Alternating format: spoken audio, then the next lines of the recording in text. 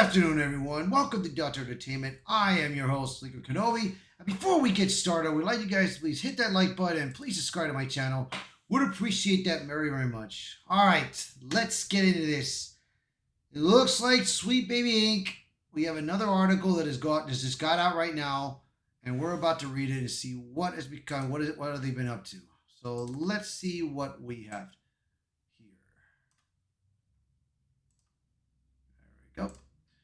Sweet Baby Connected developers appear to approve taxpayer-funded grants for themselves in government game funding expose. Ooh, wow. Now, not just to thank that Park Place that got this article, but also the people that have been behind it all this time is Gothic Therapy, who hosts the Master of the TDS with Writing Raven, and they've been on top of this for so many times. They have been on top of this, bro. Shout out to these guys, by the way. The Master of the TDS, Gothic Therapy, and Writing Raven. Shout out to you guys. So, let's see what is going on here. Here we go. The latest exposed builds on the channel's previous reports into Wings Interactive, the indie game fund tied to Landfall Games and Sweet Baby Inc., but it dramatically widens the scope of alleged influence and self-dealing within the European gaming industry. Full disclosure, Ryan Raving is a contributing reporter for that Park Place under the name Raven Redgrave. The pattern begins with Wings.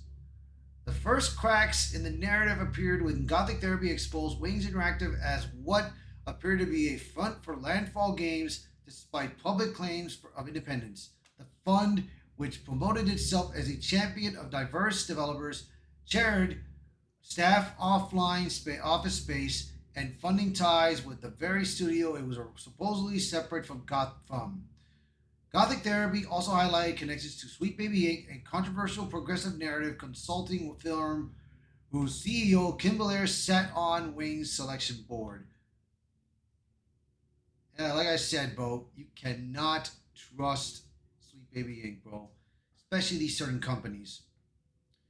The revelations led to Wings Interactive scrubbing its online presence, deleting its X account, removing board member listings, and erasing past game projects from its website. But according to Master of the TDS, that wasn't the end of the story. It was just the beginning. Wings may have disappeared, but the money trail didn't, he said. A French government-backed gaming grant network. The deeper Gothic Therapy dug, the more troubling the pattern became.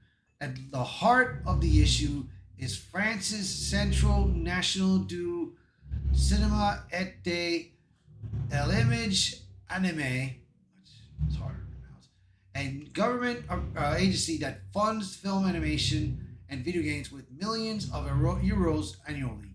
Decisions about how this government game funding is distributed are heavily influenced by the Syndicate National de Jeux Video, an industry board composed of top game developers and executives. Wow. Holy dang. According to the report, the SNJV operates as a kind of gatekeeper, and many of its board members have received CNC grants either directly or through the studios they oversee. Gothic Therapy tracks more than 3.8 million euro in the public funds flowing to companies connected to SNJV board members. Many, while they were actively serving of the board that helps decide who gets government game funding straight from the taxpayers. Names, grants, and overlapping roles. Gothic Therapy presented a detailed list of board members and the grants their studios received. Oh boy. Here we go. Audrey Le Prince, Wings Interactive Game Maker, received 10 grants, 5 while serving on the board, including 4 Women in Games France and her own projects. Maureen Lamarate Freeland, Piece of Cake Studios, received 4 grants, 3 during board tenure. Hervé Soham, Old Skull Games, received 6 grants total, including 1 during his confirmed board tenure. David Revenue, Homo Ludens, received 2 grants, both received after joining the board. Benjamin Chabrit, Darewise Entertainment, received 1 grant in 2017 while on the board. Levon Sardevu Delays, I guess that's announced. Celius Online received 2 grants, one during his long presidential of the SNJV. And Devil Zox, I can't pronounce that, I'm sorry. Spiders received 1 confirmed grant before joining, but also a co-founder of Women in Games France, maintaining the same circle of influence. Current president of SGen JV. Gregory Carrillo, Azobo Studio, received 3 grants before his CEO role. Board members' timeline unclear. The only 2 of the entire board were confirmed to have not received grants during their tenure. Gothic Therapy concludes the frequency of the overlap between board members and grant approval is no coincidence.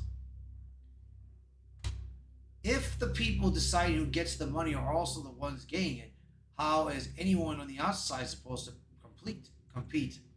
The Hidden Wings connection. Although Gothic Therapy could not find direct CNN payments to Wings Interactive, they discovered that at least one Wings-funded studio, the Moon Pirates, received 90,000 euro in the CNC money for their game Don't Forget Me. The studio had previously been listed on Wings' now erased website. In other words, even if Wings didn't take the grants themselves, their network did. This adds further weight to the growing suspicion that Wings Interactive was not an indie charity, but part of a broader effort to reshape the indie game landscape through ideological influence and self-serving funding mechanisms. Ideology and gatekeeping in gaming. The report also revisits earlier comments from Audrey LePrince, who tied Wing's mission to Gamergate and expressed a goal of building a more socially fair and just gaming community. Gothic Therapy interprets this is a deliberate ideological slant, claiming that grants and support are selectively offered to projects that align with specific activist frameworks, potentially at the cost of merit or player interests. This includes explaining why some of the government's game funding is going to, in those host words, games with no players, companies with no teams. A broader question, is this happening elsewhere?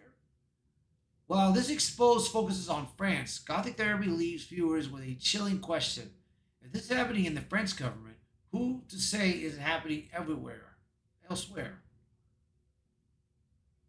The implication is clear that the same model of the narrative-driven gatekeeping and internal funding networks could easily be replicated in other countries, especially where the industry intersects with government game funding and public institutions.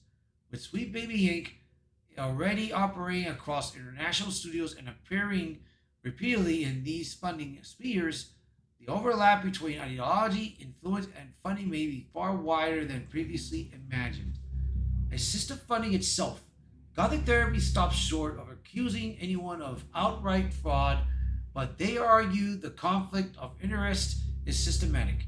If board members are allowed to approve grants to their own companies or those of close collaborators, the industry becomes a self-reinforcing echo chamber, locking out independent voices and favorable connected insiders.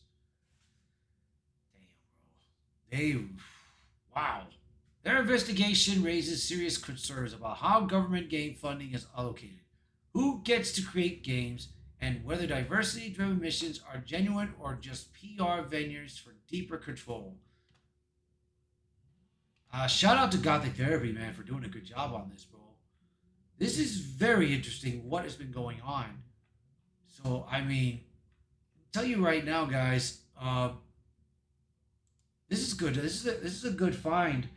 This is a good work that Gothic Therapy and Righty Raven has done, bro.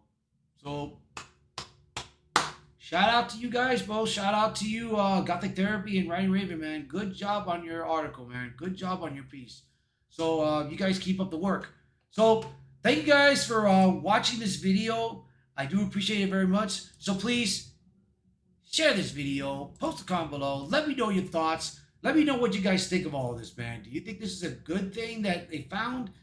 Do you think that Sweet Baby is going to keep going for what they're doing, especially taking money from other companies? You guys let me know in the comments below. And as always, thank you all so much, and I will be seeing you all until next time. Bye, everyone.